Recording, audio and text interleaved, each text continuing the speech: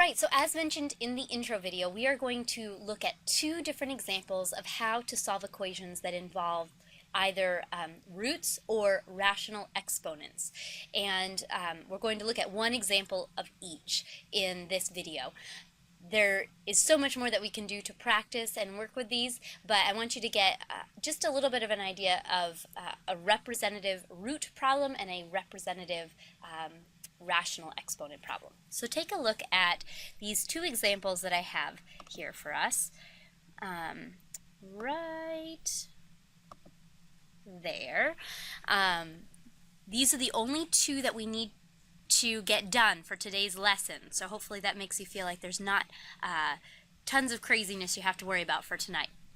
But please do write these in your notes. They'll be a great template for when we work together in class.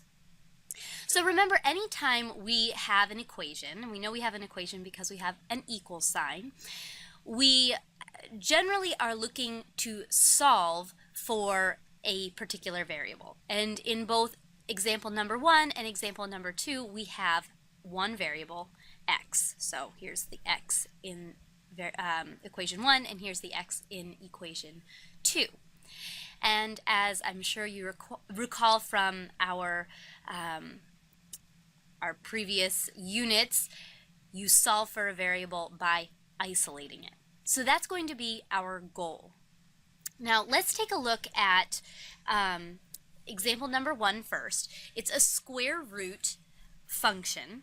So we have the square root of 6x minus 1, and then we have minus 2, which notice I've tried to make it really clear that minus 2 is not under the radical. So square root of 6x minus 1, that's all underneath the square root sign, and then we have minus 2 equals 0. And the question is, how do we solve for x, or how do we isolate x? The first step that I want you to remember anytime we have a root is that before we can isolate the variable, we have to first isolate the radical. And here's what I mean by that. On the left side, I do have a radical expression, but it's not alone because I have this minus 2. So the first step is to try to get this radical alone by moving the minus 2 over. And I'm going to do that by adding 2.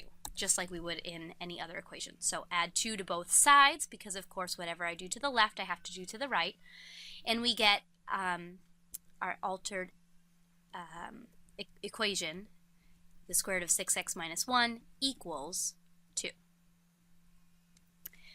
Now that the radical is isolated, we want to undo it. This radical, just like we've talked about in class, it's kind of like a locked box. There's nothing that we can take out of it, especially because it's not just a multiplication expression, it's a subtraction expression. There's nothing we can remove from the radical, and we need to remove the x. We need to solve for x.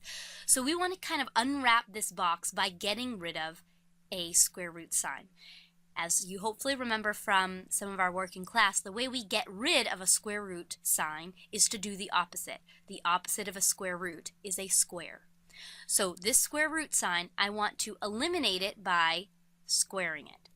But whatever I do to the left side of the equation, I have to do to the right. So I get 6x minus 1 equals 4. All right, 6x minus 1 equals 4. And then I want to solve for x. So I add 1 to each side. That gives me 6x equals 5. And then I divide both sides by 6, which gives me x equals 5/6. And that is the solution to our equation. So all we need to the only thing that's different is really from here to here. It's the whole idea of, well, actually, no, maybe all the way down to here.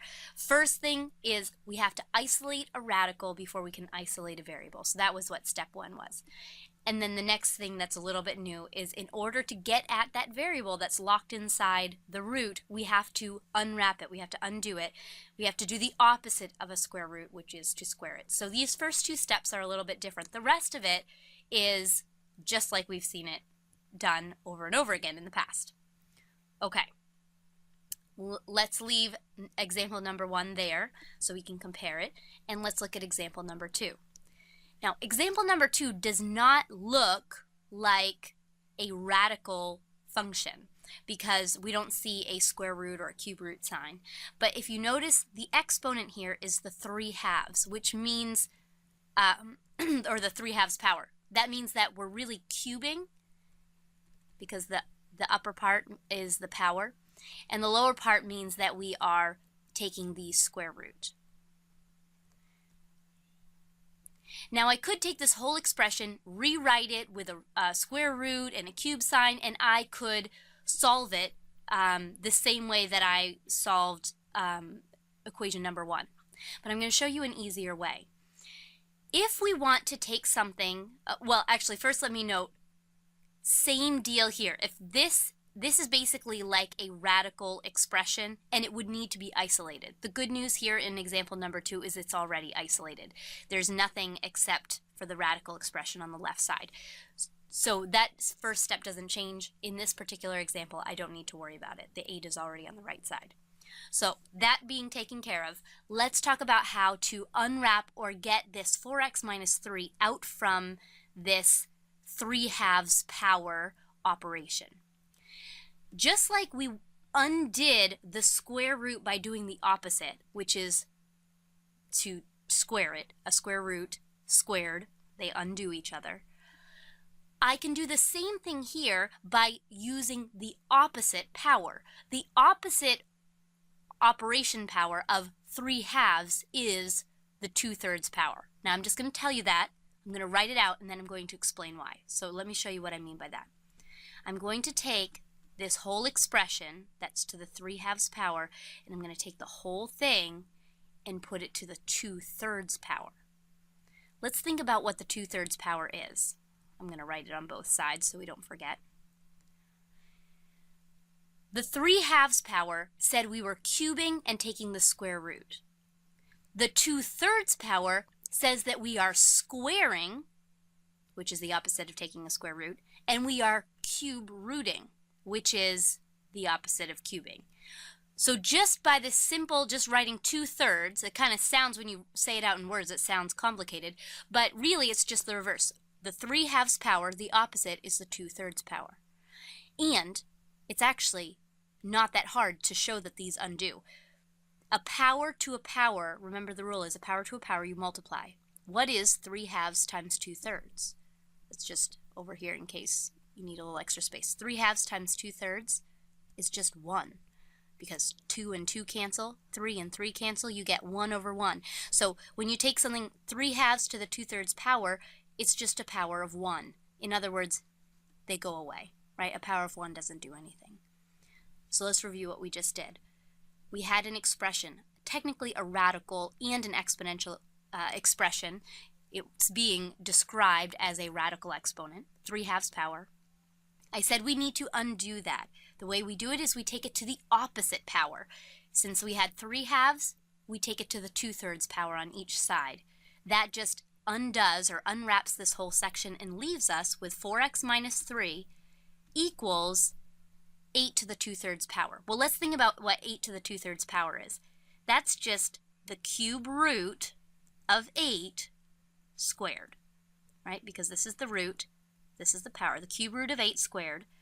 We know from all the work we've done in class that 8 is 2 times 2 times 2. That means the cube root is just 2, right? One gets out, the two others do not. So the cube root of 8 is 2. Take that and square it and you get 4. I'm just going to write 4 here and then I'm going to show that out here. The cube root of 8 is really 2 times 2 times 2. One comes out, the other do not. Then you take that 2 and square it and you get 4. So 4x minus 3 should equal 4. And the rest of this is just a typical equation where we're isolating the variable. 4x equals 7, so x here equals 7/4. And that is all there is to solving equations that involve roots. Now during class we're going to bring up a new term, and you might want to just write this down. This is a vocabulary term and it's called extraneous solutions. And what that means is that whenever we solve for square root functions, there occasionally will be fake answers that come up. And we are going to talk about in class how to decide whether or not these two solutions are true or whether they're like fake solutions. They come out, but they really aren't going to solve our equation correctly.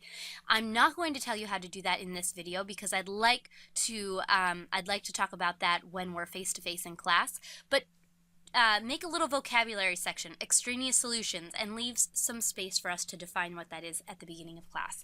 And that is it. That's the end of your homework. No other videos, only one topic for tonight. So I hope that makes you smile, and I will see you in class tomorrow.